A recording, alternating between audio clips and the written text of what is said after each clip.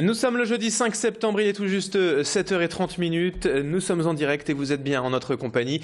Très bon réveil à toutes et à tous. Bon appétit si vous prenez peut-être votre petit déjeuner en notre compagnie et bon courage si vous partez et travaillez. Restez avec nous durant les 10 prochaines minutes. On va faire un tour complet de l'actualité et dans votre métropole lilloise avec en prime la météo et l'infotrafic après le journal.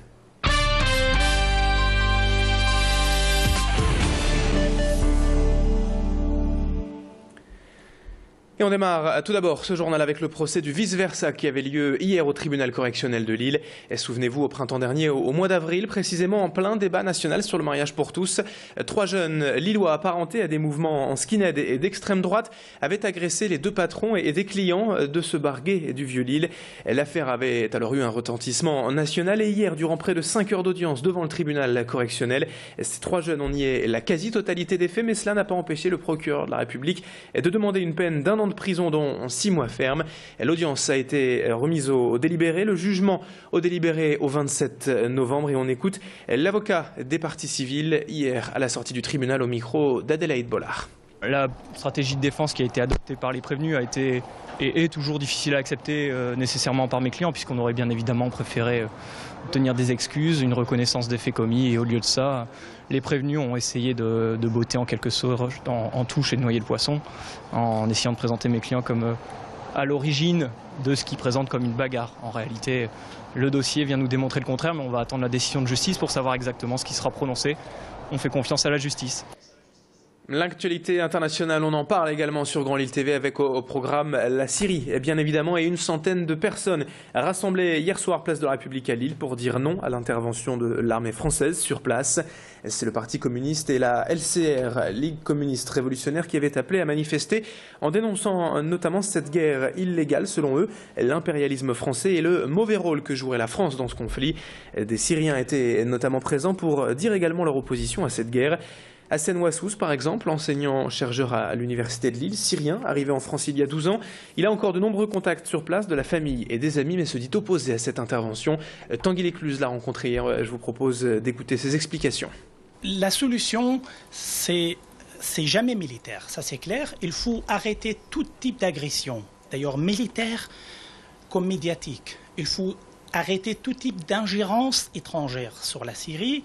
Il faut engager par la suite un dialogue. Il faut encourager ce dialogue serein entre les Syriens. Il faut laisser aux Syriens de décider de leur avenir. L'actualité en bref, ce matin, c'est aussi la liquidation judiciaire confirmée hier pour les salariés de VG Gossens. Plus personne parmi les 127 employés n'osait encore y croire et le miracle n'a donc pas eu lieu. Le tribunal de commerce du Grand Lille a prononcé hier matin la situation de la société et la liquidation judiciaire. Sans repreneur, les 127 employés sont donc désormais au chômage, mais leur mobilisation va se poursuivre afin, selon eux, d'obtenir du groupe propriétaire de VG Gossens des indemnités supérieures à ce que prévoit leur contrat de sécurisation professionnelle. Allez, dans le reste de cette édition, à présent 7h33 sur Grand Lille TV, et on part à la découverte de la toute nouvelle piste de BMX du Stade de Roubaix. Le nouveau vélodrome roubaisien accueille en effet depuis hier un circuit de 350 mètres de long, spécialement prévu pour ces petits vélos de cross. Ici, on est en extérieur, mais la piste dépend bel et bien des infrastructures du stade. Et hier, c'était le tout premier cours pour 10 jeunes apprentis pilotes. Malgré quelques retards dus à des problèmes de revêtement sur le terrain, le circuit a finalement été homologué par la fédération pour la compétition. Cette piste de BMX sera ouverte à tous toute l'année pour les jeunes du Vélo Club de Roubaix, mais aussi les scolaires qui pourront en profiter avec les nouveaux rythmes mis en place cette année. Témoignage déjà de ces jeunes pilotes avec Tanguy Lécluse. Je viens juste de commencer et c'est une sensation, on peut dire. Ouais, j'en avais déjà fait un peu avant et puis là, comme ils ont ouvert la piste, je suis venue, mais c'est super. C'est bien d'avoir fait une piste à Roubaix, on peut bien s'entraîner et tout. C'est assez bien, on décolle pas mal. Au début, ça fait un peu bizarre, mais après on a le rythme. Et puis avis aux fans du groupe Indochine, ont pensé les 2 concerts du Zénith complets début décembre. 4000 places supplémentaires seront mises en vente à partir de demain. Après le passage de la commission de sécurité, il a en effet été autorisé d'augmenter la jauge de spectateurs pour ces 2 soirées événements. Rendez-vous donc dès demain matin sur les sites internet et les billetteries spécialisées pour décrocher le précieux billet. La tournée d'Indochine Black City Tour 2 passera à Lille les 6 et 7 décembre prochains. Enfin, un petit mot de sport et de football avec le LOSC en repos ce week-end pour cause de trêve internationale. Place à l'équipe de France et au match qualificatif pour la Coupe du Monde 2014 au Brésil. Mais cela n'empêche pas René Girard et ses joueurs de travailler cette semaine. Après un début de saison plutôt positif, marqué par 2 victoires, 1 nul et 1 défaite, les Lillois doivent surtout se montrer plus enthousiastes au niveau offensif pour séduire leurs supporters. René Girard, lui en tout cas, a répondu hier aux médias au domaine de Luchin après l'entraînement, des propos recueillis par Marion Bérard.